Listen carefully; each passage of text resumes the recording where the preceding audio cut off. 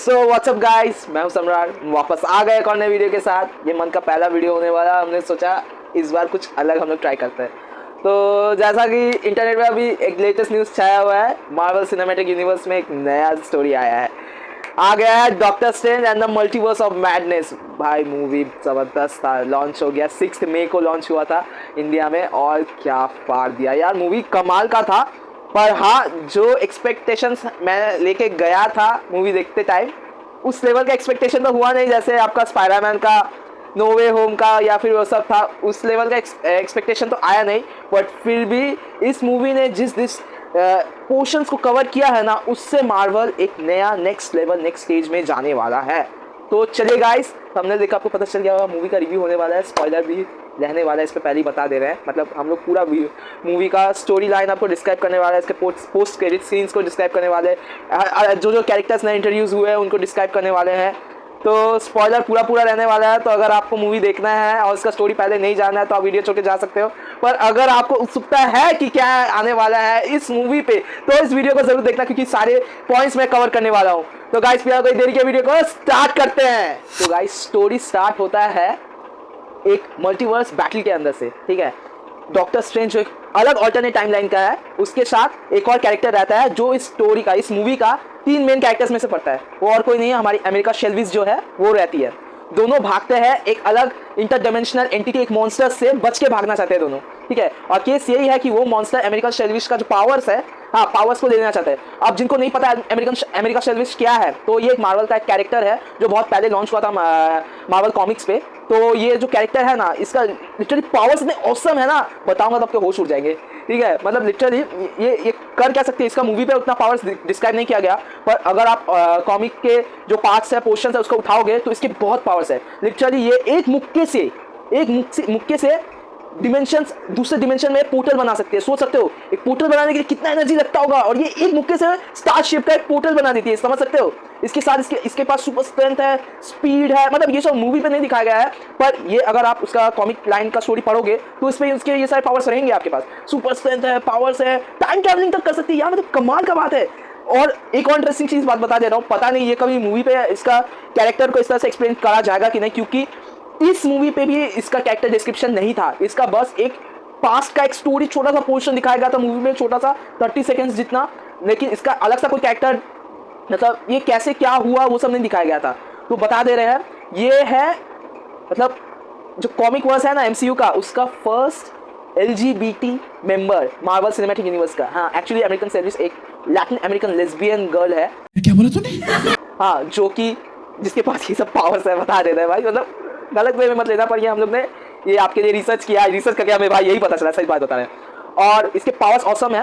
पहले तो ये जस्ट ऐसे नॉर्मल हीरो की तरह आई, फिर बाद में इसने एवेंजर्स का जो नेक्स्ट जनरेशन है, मतलब जो टोनी स्टार्क के बाद जो जनरेशन आता है ना, उस जनरेशन में ज्वाइन की। उसके बाद इसका अलग तक सीरीज चालू हो गया था, पर ये ज़्यादा हाईलाइट नहीं हुआ। पर अभी मार्वल सिनेमैटिक यूनिवर्स चाहती है कि ऐसे नए नए कैरेक्टर्स को हाईलाइट करके इंट्रोड्यूस किया जाए। तो हमने सोचा चलो यार करो, नया कैरेक्टर्स रहेंगे तभी ना हम लोग देखने में मजा आएगा। तो सीन वही होता है, दोनों भाग रहे होते हैं, और मूवी में दिखाया जाता है कि एंड में जाकर अमेरिकन सर्विस को अपने पावर्स कंट्रोल में आता है। उससे पहले वो अपने पावर्स कंट्रोल कर ही नहीं सकती, मतलब वो पोर्टल्स खोल ही नहीं सकती। आउट ऑफ फियर उसका पोर्टल अचानक खुल जाता है, यही होता था। पर यहाँ भी वही सीन होता है, वो मॉन्स्टर उन्हें मारने आते हैं, और ये हमारे डॉक्टर साहब किसी तरह से उसे बचाने की कोशिश करते हैं, पर कर नहीं पाते, क्योंकि वो इंटरडिमेंशनल मॉन्स्टर है, बहुत ज़्यादा पावरफुल है। शायद डार्क डिमेंशन में फाइट हो रहा था, तो सोच सकते हो डार्क डिमेंशन का इन्फ्लुएंस ज़्यादा होता है ऐसे मॉन्स्टर्स के ऊपर। तो वहाँ पर लड़ाई हो रहा था, हमारे डॉक्टर साहब का एकदम बजा दिया गया। फिर डॉक्टर साहब सोचे कि ना, इस बच्ची का पावर्स को दूसरे हाथ में लगाने से अच्छा है इसका पावर्स मैं ही छीन के से मार देता हूँ। मतलब सोच सकते हो ऐसा खराब चीज़ डॉक्टर साहब कर सकते हैं बच्ची के साथ। कोई बात नहीं, वो छीनने जा ही रहा होता है कि वो मॉन्स्टर से खत्म कर देता है। अब खत्म करते करते वो अमेरिका सर्विस को पकड़ लेता है, पकड़ के उसके मारने, उसका पावर्स छीन नहीं जाता है कि तब आउट ऑफ फियर वो एक पोर्टल खोल देती है। अब वो कैप्टन बोल रहे हैं, वो डॉक्टर स्ट्रेंज जो है हमारे, वो उसको देख लेते हैं। देखने के बाद वो अपना जादू मतलब ठुकते हैं, वो टेंटिकल्स उसके हाथ से कट जाता है। अमेरिका सर्विस के साथ साथ डॉक्टर स्ट्रेंज भी उस पोर्टल में खिंच जाते हैं। अब गेस करो वो पोर्टल कहाँ जाता है? हमारा जो मेन एमसीयू यूनिवर्स है, जो मेन यूनिवर्स है, वहाँ जाता है। अब वो जाके वहाँ लैंड करते हैं। पर हाँ, यहाँ पर एक ट्विस्ट है स्टोरी में कि जितने भी एमसीयू में जितने भी यूनिवर्सेस है ना, सब एक दूसरे के साथ इंटरलिंक्ड है, इंटरट्वाइंड है। और सिनेरियो को इस तरह से डिफाइन किया गया है कि जब वो दोनों अंदर घुस जाते हैं ना, उसी वक्त वो क्लिप स्विच हो जाता है और दिखाता है कि डॉक्टर स्ट्रेंज नींद से जागते हैं, जो मेन हमारे एमसीयू का यूनिवर्स है वहाँ से वो जागते हैं। तो ये नियर फ्यूचर में अमेरिका सैल्वेज बताएगी कि एक्चुअली सीन क्या है। सीन ये है कि जितने भी यूनिवर्सेस है और उसमें जितने भी स्ट्रेंज डॉक्टर स्ट्रेंज है या जितने भी सुपर हीरोज है वो सब मेंटली लिंक्ड है, इंटरट्वाइंड है। मतलब कोई भी अगर वो लोग सपना देखते थे अपने बारे में अपने ऊपर, वो सपना एक्चुअली कोई दूसरे ऑल्टरनेट टाइमलाइन ऑल्टरनेट यूनिवर्स में हो रहा होता है, जिसको वो लोग विजुअलाइज करते हैं सबकॉन्शियसली। मतलब समझ रहे हो बात को। मतलब डॉक्टर स्ट्रेंज उस यूनिवर्स में जो कांड उसके साथ हो रहा था, मेन यूनिवर्स के डॉक्टर स्ट्रेंज वो सपना में देख रहा था एक्चुअली। ठीक है, फिर वो अमेरिका सैल्वेज आती है, उसके पीछे एक और एक आंख वाला मॉन्स्टर लग जाता है, उसको पकड़ेगा, उसका ये वही बात है, वही सीन है। डॉक्टर स्ट्रेंज को बचाता है, फिर पूछता है, फिर इंटरोगेट करता है, फिर वहीं पर जो वो डॉक्टर स्ट्रेंज था जो उसको बचाने जा रहा था फिर मर गया, हाँ, वो लाश भी उसी का वहीं पर रह जाता है मेन यूनिवर्स पे। तो डॉक्टर स्ट्रेंज उसको दफना देते हैं, फिर खेल खत्म। फिर वो लोग जाते हैं कामन ताज में जाते हैं, वहाँ जाके वो लोग डिस्कस करते हैं क्या होगा कि नहीं होगा। ठीक है, फिर डॉक्टर स्ट्रेंज को लगता है कि ना, ये हमसे ना हो पाएगा, अलग से हम नहीं कर पाएंगे, इसके लिए हमको एक पावरफुल साथी की ज़रूरत है। वो साथी कौन निकलती है, और कोई नहीं, हमारी वांडा। वो वांडा के पास जाता है, मदद मांगता है। अब बातें करते करते वांडा अनइंटेंशनली एक ऐसा बात बोल देती है जो कि हमारे डॉक्टर साहब को खटक जाता है। भाई डॉक्टर साहब बहुत सियाना बंदा है भाई, हाँ बहुत सियाना बंदा है। अब खटकने के बाद वो मतलब कुछ होता ये है कि डॉक्टर चीज़ को एक्सप्लेन कर रहा है कि सिचुएशन क्या है, सब कुछ एक्सप्लेन किया था, पर उसने लड़की का नाम तक नहीं बताया था।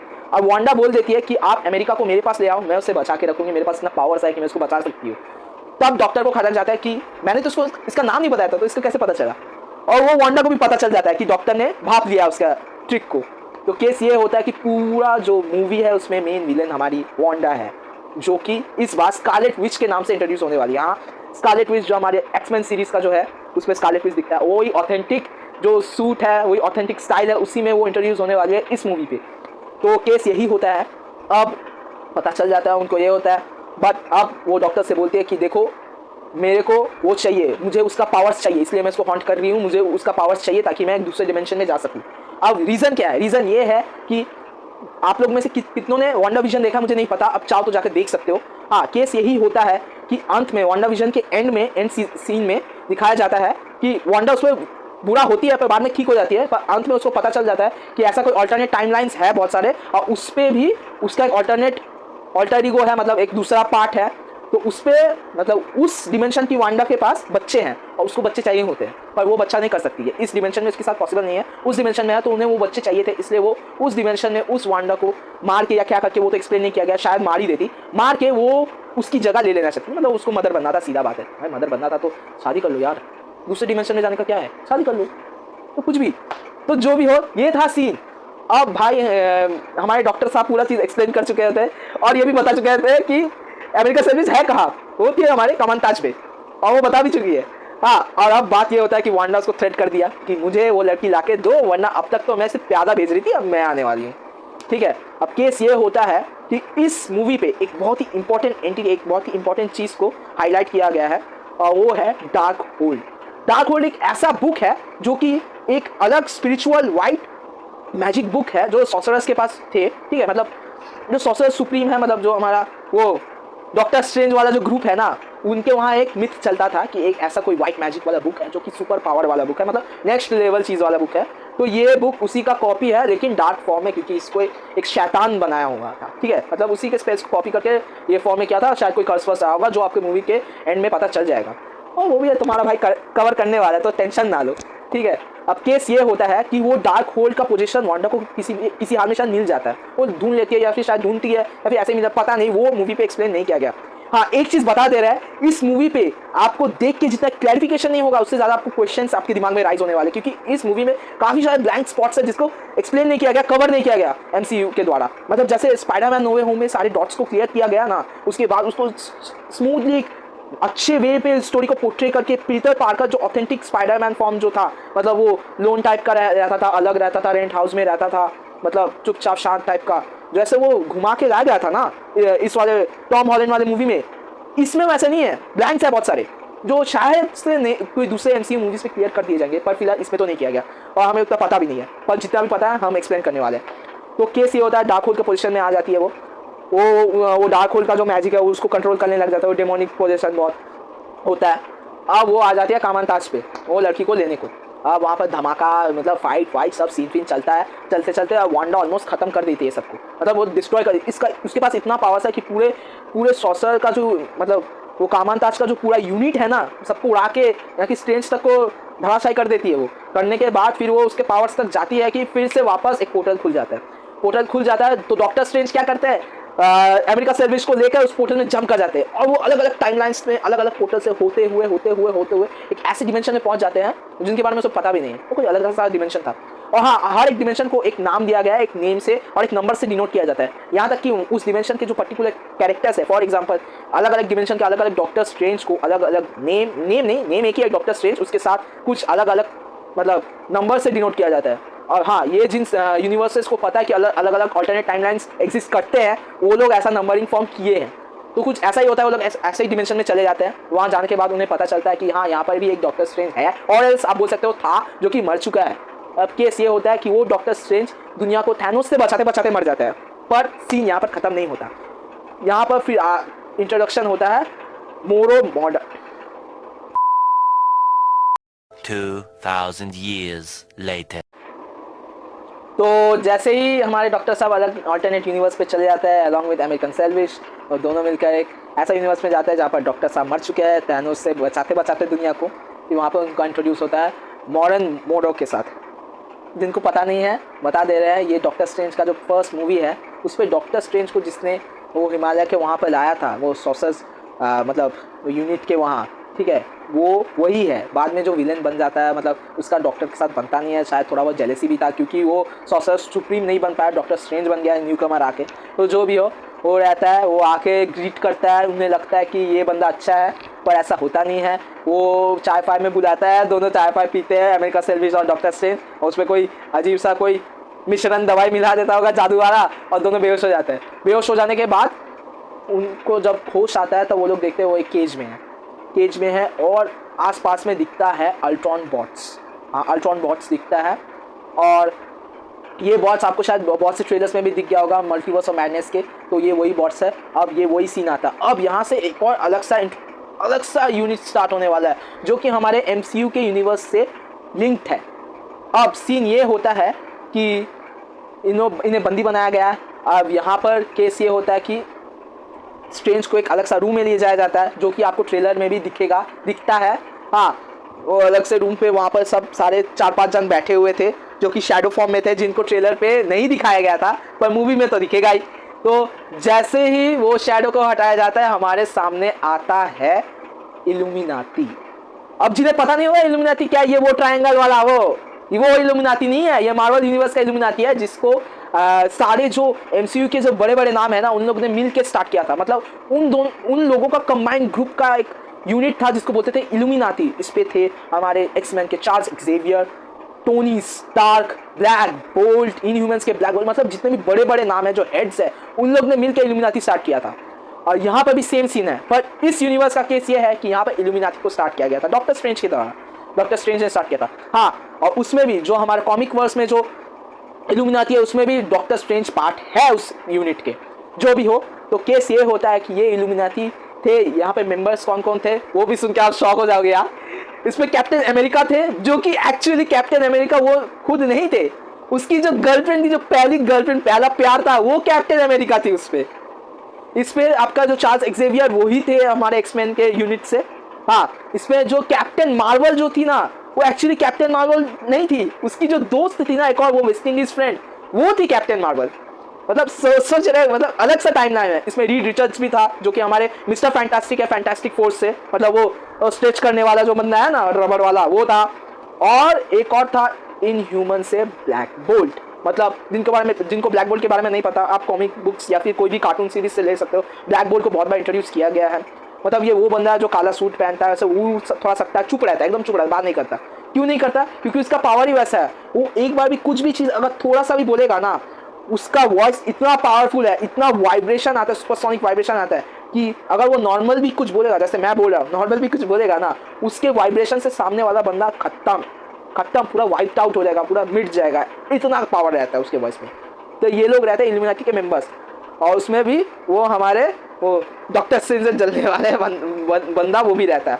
तो वो लोग मिलकर डिसाइड करते हैं कि डॉक्टर स्ट्रेंज और अमेरिकन सेल्विच के साथ क्या किया जाए, बिकॉज क्योंकि ये लोग एक ऑल्टरनेट टाइमलाइन पे ऑल्टरनेट यूनिवर्स पे आ गए हैं, तो इनसे क्या होगा, इनका जो यूनिवर्स है डिसबैलेंस हो सकता है। डिसबैलेंस क्या है, इस पे अब आता है यूनिवर्सल कोलिशन। ठीक है, केस ये है कि मार्वल सिनेमैटिक यूनिवर्स पे ये हुआ है कि ये मैंने लिख के रखा था, बोल दे रहा हूँ, हाँ, इनकर्शंस बोलते हैं इसको। ठीक है, इनकर्शंस वो फिनोमेना है मार्वल सिनेमैटिक यूनिवर्स पे जहाँ पर दो यूनिवर्स कोलाइड करते हैं और उनमें से कोई एक शायद बच जाता है, जो स्ट्रॉन्ग है वो यूनिवर्स बच जाता है, या फिर दोनों खत्म हो जाते हैं। तो ये सीन इसके साथ भी हुआ है। एक्चुअली होता ये है कि उस यूनिवर्स पे जो डॉक्टर स्ट्रेंज था, हाँ, वो इल्यूमिनाटी के साथ मिल के थैनोस के साथ नहीं लड़ा। उसको लगा उसके पास अल्टरनेट कोई रास्ता होगा जिससे वो थैनोस को खत्म कर सके। इसकी वजह से वो क्या करता है, वो लेता है डार्क होल्ड का साथ। डार्क होल्ड वही बुक जो वांडा ने भी यूज़ कर लिया है, तो वो हर एक टाइमलाइन में हर एक यूनिवर्स पे एग्जिस्ट करता है, अलग अलग टाइम। ठीक है, तो वो भी उसी को यूज़ करता है। अब यहाँ पर एक फिनोमेना आता है जिसको होता है ड्रीम ट्रैवल। ठीक है, ड्रीम ट्रैवल ये वही फिनोमेना जिससे अलग अलग टाइमलाइन के अलग अलग, मतलब एक ही कैरेक्टर अलग अलग टाइमलाइन के अलग अलग अपने प्रेजेंस को फील कर सकते हैं, महसूस कर सकते हैं। पर यहाँ कुछ अलग सीन है कि अगर वो टाइमलाइन पर ट्रैवल कर सकते हैं तो वो उन्हें पोजेस भी कर सकते हैं, लिटरली। हाँ, वो अपने ऑल्टरनेट यूनिवर्स पे जो उसका खुद का जो फॉर्म है उसको वो पोजेस कर सकते हैं और अपनी तरह से मूव करा सकते हैं, मतलब कुछ भी करा सकते हैं लिटरली। तो वो ऐसा ही कुछ फॉर्म में ढूंढ रहा था अब अल्टरनेट यूनिवर्सेस पे कि ऐसा कोई बंदा या कोई ऐसा कोई बीइंग मिल जाए जो थैनोस को, उसके यूनिवर्स के थैनोस को मार सके, पर ऐसा उसे कोई मिलता नहीं है। फाइनली वो जो अच्छा वाला जो बुक है ना, जिससे डार्क होल्ड बना है एक्चुअली, जिसका कॉपी है एक्चुअली डार्क होल्ड, उस बुक के मदद से ये लोग थैनोस को हरा देते हैं। But there was a price to pay. अब जो डार्क होल्ड यूज़ करता है उसको और उसके आसपास के एरिया या फिर उसकी दुनिया को बहुत गंदा इफेक्ट पड़ सकता है, ताकि ये कभी ना हो। इसलिए क्या करते हैं, इल्यूमिनाटी के खुद के मेंबर्स जो थे, सारे मेंबर्स, वो मिलकर डिसाइड करते हैं कि स्ट्रेंज का एग्जिस्टेंस ना होना इज़ मच बेटर। तो यही होता है कि वो ब्लैक बोल्ट के उसी वॉइस के ज़रिए अपने ही दुनिया के स्ट्रेंज को मार देते हैं after the end of their battle with Thanos. मारने के बाद फिर क्योंकि वो लोग सुपर हीरोज को गंदा पोर्ट्रेट नहीं कर सकते, इसलिए उन लोग ने हमारे डॉक्टर साहब को वहाँ का लेजेंड बना दिया, सुपर हीरो लेजेंड, जो थैनोस को मारते वक्त शहीद हो गया। ये था यहाँ का स्टोरी। अब क्योंकि इनकर्शन शायद, हाँ मैं बार बार नाम भूल जा रहा हूँ यार, हाँ ये था, क्या था बस नाम, हाँ इनकर्शन, सॉरी इनकर्शन जो है ना, ये फिनोमेना तब होता है जब कोई दूसरे अल्टरनेट टाइमलाइन का कोई बंदा कोई अलग अल्टरनेट टाइमलाइन में जाके उस टाइम के साथ जो छेड़खानी करता है ना, उससे क्या होता है, वो जो दोनों जो यूनिवर्स है ना, उसमें जो रियलिटी है वो डिस्टॉर्टेड हो जाता है, मतलब बिखर जाता है, जिसकी वजह से क्या होता है, वो लोग एक दूसरे से कोलाइड करने लग जाते हैं। अब कोलाइड करने पर या फिर दोनों बचेंगे या दोनों तो नहीं बचेंगे, कोई एक बचेगा या फिर दोनों खत्म हो जाएंगे। तो ये सीन वहाँ पर वापस ना हो, इसलिए वो लोग ने उस डॉक्टर को भी मारने का सोचा। पर यहाँ पर फिर एंट्री आती है हमारे विलेन की, जो कि है वांडा। वांडा की एंट्री हो जाती है अब यहाँ पर। वांडा वही पोजीशन के मेथड से यहाँ पर आती है, अपने इस टाइमलाइन के वांडा को पोजेस कर लेती है। मैं वांडा क्यों बोल रहा हूँ, ये अब इसको स्कारलेट विच हम लोग डिनोट करेंगे, क्योंकि इस पूरे मूवी में उसको स्कारलेट विच से ही डिनोट किया गया है। ये वो खुद एक्सप्लेन की थी मूवी के स्टार्टिंग में। तो अब वो अपने इस डायमेंशन के वांडा को पोजेस कर लेती है और मारने लग जाती है। और लिटरली बता रहा हूँ, ये जो सीन था ना, ये सीन बहुत ही खतरनाक था। मतलब स्कारलेट विच को इतना गंदा पोर्ट्रेट किया गया है ना, सही बता रहे, मतलब विलेंस के नेक्स्ट लेवल पे पोर्ट्रेट किया गया है। मतलब इतना अच्छा एक एवेंजर, मतलब जो मेन कैरेक्टर्स में बिलोंग करता था, पास्ट मतलब पहला एवेंजर के ग्रुप में जो बिलोंग करता था, उसको इतना गंदा पोर्ट्रेट किया गया ना, सही बता रहे हैं। मतलब मुझे ये लॉजिक समझ में नहीं आया।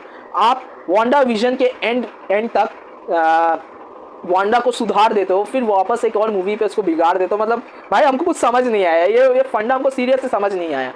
तो वो आते हैं और लिटरली बता रहे हैं, ये जो सीन था ना जहाँ पर वांडा सबको मारने वाली है, हाँ मतलब लिटरली वो पूरे इल्यूमिनाटी को ख़त्म कर देगी, इतना डेंजरस है। और लिटरली ये पूरा हॉरर मूवी वाला वाइब देता है, क्योंकि वांडा वैसा ही करती है। मतलब डार्क होल का पोजीशन एकदम नेक्स्ट लेवल है, एक्चुअली डेमोनिक पोजीशन ही है, इसलिए सीन को भी वैसा ही दिखाया गया है। पर सीन ये है कि इस डायमेंशन में उन लोगों को वो बुक मिल जाता था, वो वाइट मैजिक वाला जो बुक था, जो गुड मैजिक वाला जो बुक था, वो तो इन लोगों को इस डायमेंशन में मिल जाता है, क्योंकि उसी से वो थैनोस को हराता है उनके डायमेंशन में। तो वो लोग एक वो सीक्रेट एक अलग से डायमेंशन में वो लोग ट्रैप करके रखते थे। तो अब केस ये होता है कि वहाँ की जो हमारे डॉक्टर साहब की जो एक्स वाइफ है, शेल्वी है ना नाम, वो भी मैं भूल गया यार, ये क्रिस्टीन जो थी ना, उसके मदद से वो उस जगह पे जाती है, उस डायमेंशन में जाती है, अलॉन्ग विद अमेरिकन सेल्विश वहाँ पर जाती है और वो बुक मिलता है उन्हें। बुक को पढ़ के वांडा को मारने क्या वाले हैं कि वांडा उस बुक को जला देती है। जलाने के बाद दोनों को पीटते हैं। पीटने के बाद वो अमेरिकन सेल्विश को पोजेस करती है, जो कि उसका पावर्स है। पोजेस करने के बाद उसके पावर से एक और डिमेंशन पंच कराती है। पंच कराने के बाद उसी डे में वो मतलब होल पंच कराती है और उसी होल में वो क्रिस्टीन और हमारे डॉक्टर साहब को फेंक देती है कोई अलग सा डिमेंशन में। तो कोई ऐसा वैसा भी डिमेंशन नहीं, ऐसा डिमेंशन में फेंकती है जहाँ जो डिमेंशन वही कॉलिजन की वजह से ख़त्म होने वाला है। अब यहाँ पर एक ट्विस्ट आता है।